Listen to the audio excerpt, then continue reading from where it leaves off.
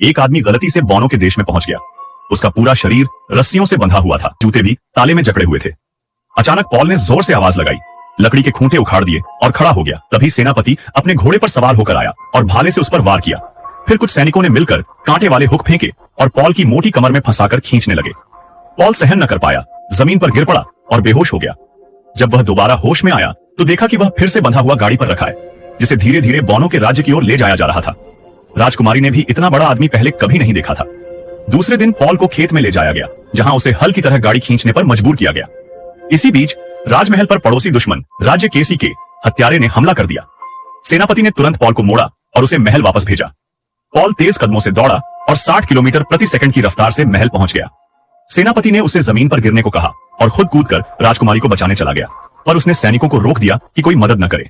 लेकिन कार्ल जानता था कि सेनापति केवल डींगे मार रहा है, तो उसने पॉल की बेड़ियां खोल दी और उससे प्रार्थना की कि वह राजकुमारी को बचाए। पॉल ने 2 हथियारों को पकड़कर तालाब में फेंक दिया और आसानी से राजकुमारी को बचा लिया। जब सेनापति पहुंचा तब तक लड़ाई खत्म हो चुकी थी। राजकुमारी ने पॉल को धन्यवाद दिया और राजा अभी भी जलते हुए महल में फंसा हुआ था। पॉल ने सोचा कि हाथ डालकर राजा को बाहर निकाले, पर आग से हाथ जल गया। फिर उसने जल्दी से अपनी विशाल चड्डी उतारी और पेशाब की धार से आग बुझा दी। हालांकि बदबू बहुत थी, लेकिन काम बन गया। जब सेनापति पहुंचा तो पॉल गलती से उसकी तरफ मुड़ गया और सब कुछ उस पर गिर गया। हालांकि माहौल अजीब हो गया, पर राजा नाराज नहीं हुआ, बल्कि उसने पॉल को अपना रक्षक मान लिया और उसी रात दावत का आयोजन किया। पॉल ने एक पूरी थाली फलों की उठाकर मुंह में डाल दी। फिर भी उसका पेट नहीं भरा, लेकिन उसने सबको बताया कि वह ऑल्टरमैन है जो राक्षसों को मारता है।